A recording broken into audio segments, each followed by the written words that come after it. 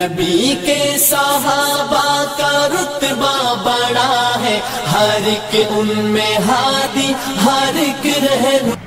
لیکن ایک بات آپ کے میں سامنے رکھنا چاہتا ہوں کہ محرم کا مہینہ جیسے ہی آتا ہے ہمارے ہی معاشرے کے اندر بعض فتنہ پرور لوگ ایسے موجود ہوتے ہیں جو کائنات کی افضل ترین ہستیوں کے اوپر طعن و تشنیع شروع کر دیتے ہیں۔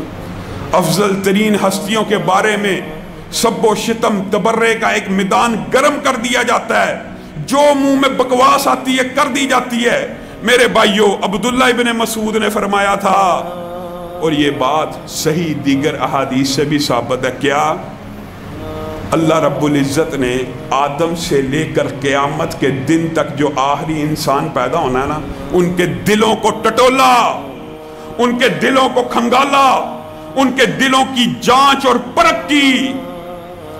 اس میں سے سب سے عمدہ، سب سے اعلیٰ، سب سے افضل، سب سے کامل اور مکمل دل جس کو دیکھا، اللہ نے اسی وقت کہا اس کے اوپر تاج ختم نبوت رکھ دوں گا، اس کو کائنات کا امام بنا دوں گا۔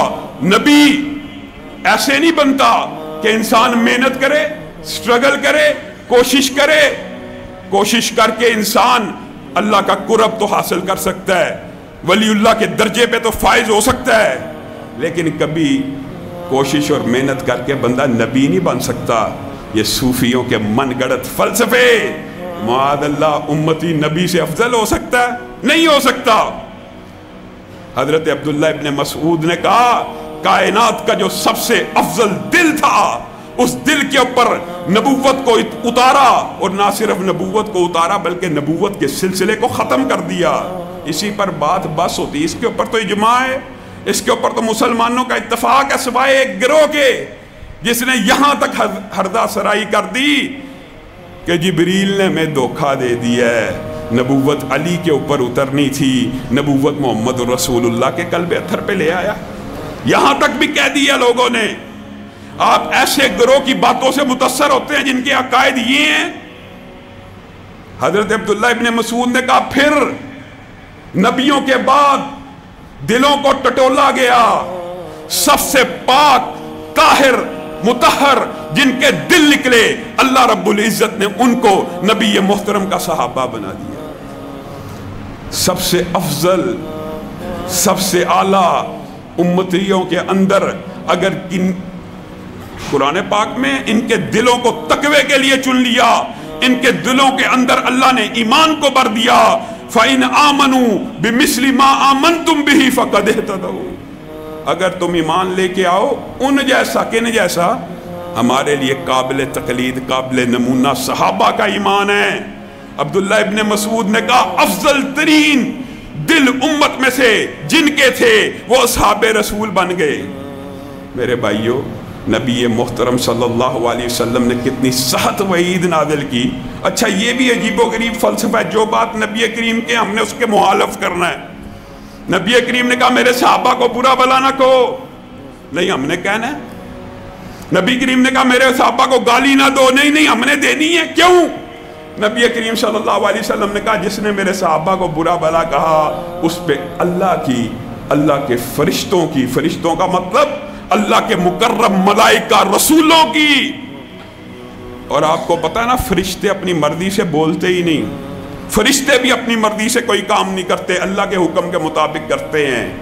اور اگر فرشتے اللہ ہی کے حکم سے یہ کام کرنے لگے ہیں جو حدیث میں ہے، تو کیا اس کام کو اللہ رب العزت قبول و منظور نہیں کرے گا؟ جس نے میرے صحابی کو برا بلا کہا اس پہ اللہ کی، اس کے فرشتوں کی، جمیع مخلوقات کی لعنت ہو جو میرے کسی صحابی کو برا کہے۔ نہیں ہم نے کہنا ہے او فلاں نے، فلاں صحابی نے فلاں کو یہ کہا تھا۔ صحابہ سٹیٹس میں ایک دوسرے سے اعلیٰ برتر ہو سکتے ہیں، لیکن کلاس ایک ہے۔ وہ آپس میں ایک دوسرے کے بارے میں جو بات کہیں، وہ ان کی کلاس، ان کا سٹیٹس، ان کا مقام ایک ہے۔ میں اور تو، تیری اور میری حیثیت کیا ہے؟ تو اٹھتا جی یہ صحابہ نے جب ایک دوسرے کے بارے میں کہہ دیا، کبھی جہالوی مردود کبھی جہلمی ملعون اٹھتا ہے، یہ جی فلاں صحابی نے فلاں کے بارے میں یہ کہا تھا، تو کون ہے، تو کون ہے؟ صحابی نے کہا تھا نا۔ اور حضرت عمر نے تیرے جیسے لوگوں کو سمجھانے کے لیے یہ بات کی تھی۔ مقداد کے بارے میں عبید اللہ بھی چھوٹے تھے نا، سٹیٹس کا فرق تھا، ابھی سٹیٹس کا فرق ہے۔ عبید اللہ کے منہ سے چند باتیں نکل گئیں، میں یہ نہیں کہتا فخر اور تکبر سے نکلی ہوں گی کہ میرا باپ اتنا بڑا آدمی ہے جس کو رسول اللہ نے کہا میرے بعد نبی ہوتا تو عمر ہوتا، لیکن نبوت کا سلسلہ ختم ہو گیا۔ یہ فخر تکبر شاید نہ بھی ہو، صرف زبان سے مقداد کے بارے میں چند لفظ نکلے، حضرت عمر کو غیرت آئی، کہا تلوار لاؤ، آج اس کی زبان کو کاٹا جائے گا، چاہے میرا ہی بیٹا ہے، تاکہ لوگوں کو پتہ چل جائے اصحاب رسول کے اوپر تان کرنے والے کی سزا زبان کو کاٹ دینا ہے۔ مقداد ہی منت ترلا کرنے کے لیے آگے، یہ آپ اتنی سخت سزا کیوں سنانے لگے ہیں؟ ایسا نہ کیجئے، ایسا نہ کیجئے، سفارش کی صحابہ نے۔ حضرت عمر تب اس عمل سے بعد آئے۔ میرے بھائیوں، یہ اس دور کے ہم عصر لوگ ہیں، اگر ان میں سے ایک نچلے سٹیٹس والا مقداد کے بارے میں کوئی بات کہ عمر آرڈیننس جاری کرے، اس کی زبان کو کاٹ دیا جائے، تو اور میں۔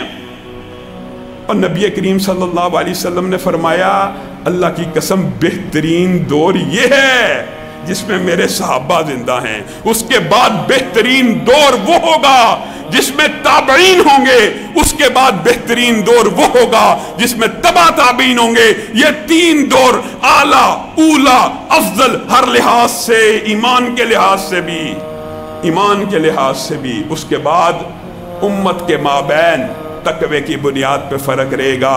یہ تین گروہوں کے ساتھ اگر کوئی امتی یہ سمجھتا ہے، حضرت امام احمد ابن حنبل کے پاس ایک بندہ گیا ایک فیصلہ لے کے، کہنے لگا مجھے ایک مسئلے کے بارے میں فتویٰ چاہیے۔ کیا فتویٰ چاہیے؟ فتویٰ یہ چاہیے کہ ایک صحابی ہیں اور ایک تابعی ہیں، تابعی بھی جلیل القدر تابعین میں سے ہیں۔ اگر بندے کا عقیدہ یہ ہو کہ یہ جو جلیل القدر تابعی ہے یہ نچلے درجے کے صحابہ سے افضل ہے، تو آپ کی اس بارے میں کیا رائے ہے؟ بعض کتابوں میں لکھا کہ حضرت امام احمد ابن حنبل نے اس سے پوچھا کھل کے بات کر، کیا کہنا چاہتا ہے؟ ہو سکتا ہے جس کو تو نچلے طبقے کا صحابی سمجھتا ہو وہ اعلیٰ اور افضل ہو۔ پھر اس بندے نے کہا میں آپ سے یہ فتویٰ لینے آیا ہوں کہ اگر ایک بندے کا عقیدہ یہ ہو کہ حضرت امیر معاویہ سے عمر بن عبدالعزیز افضل ہیں تو آپ کی اس بارے میں کیا رائے ہے؟ حضرت امام احمد ابن حنبل نے کہا یاد رکھو، یاد رکھو، کسی تابعی کو چاہے اس کی خدمات جتنی مرضی زمین و آسمان اس کی خدمات اس کی نیکیوں سے بھر جائے، وہ کسی صحابی کے جوتے کا مقابلہ بھی نہیں کر سکتا۔ تو نے یہ کیسی بات کی؟ اچھا آپ اتنا سخت فتویٰ دے رہے ہیں؟ ہاں میں ایک بندے کو جانتا ہوں فلاں علاقے میں رہتا ہے، وہ عمر بن عبدالعزیز کو امیر معاویہ سے افضل سمجھتا ہے۔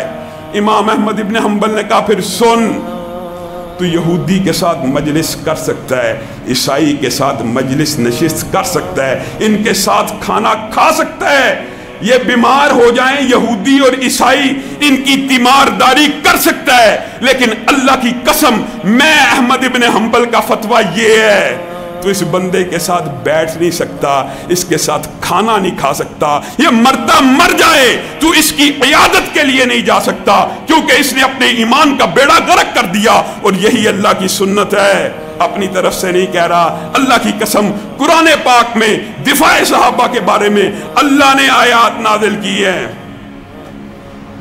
مذاق اڑایا، اللہ نے کہا میں ان کا ٹھٹھا اڑاتا ہوں، کہا یہ بے وقوف ہیں، الا انہم ہم السفہاء، جس نے میرے نبی کے کسی صحابی کو بے وقوف کہا وہ خود بے وقوف ہے، جس نے برا کہا وہ خود برا ہے، جس نے مذاق اڑایا اللہ اس کا مذاق اڑائے گا۔